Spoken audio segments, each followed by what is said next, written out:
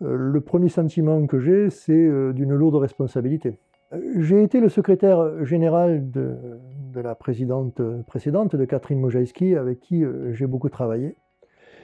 Ça a été une excellente présidente de confédération.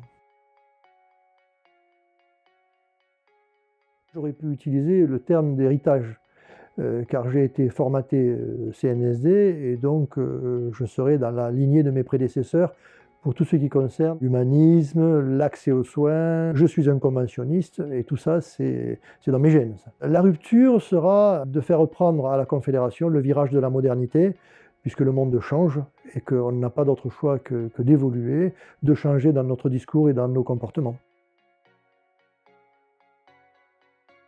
J'ai une vision entrepreneuriale des choses, que je ne trouve pas incompatible avec la vision médicale.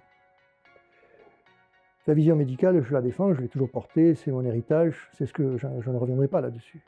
Par contre, je n'aurais pas peur de parler d'entreprise, entreprise de proximité, et puis avec tout ce que cela comporte l'entreprise, à savoir la modernité, les techniques innovantes, et donc tout ce qui pourra améliorer l'exercice et le moderniser.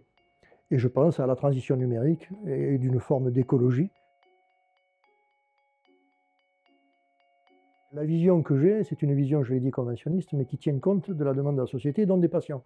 Si on ne répond pas à la demande des patients, on est sûr d'être à côté et de ne pas être écouté, de ne pas être entendu, et donc de passer à côté de toutes nos revendications. Les seules revendications que l'on pourra porter, c'est justement quand on se fera entendre et quand on répondra à la demande des patients et de la société. Je m'inscris totalement dans une politique de santé publique et d'accès aux soins. Encore une fois, ce sont nos gènes. Ne pas le faire, non seulement ce serait une erreur, mais c'est être hors sujet. Donc il n'y a pas de dissociation d'intérêt entre ceux des patients et des praticiens. Oui, la CNSD va changer, c'est sûr. On nous catalogue comme un syndicat de vieux, je démontrerai que l'âge n'a rien à voir là-dedans. La modernité, c'est une question d'état d'esprit, et on a une véritable volonté, c'est de s'adresser aux jeunes générations, puisque le but, c'est effectivement de construire un avenir pour eux.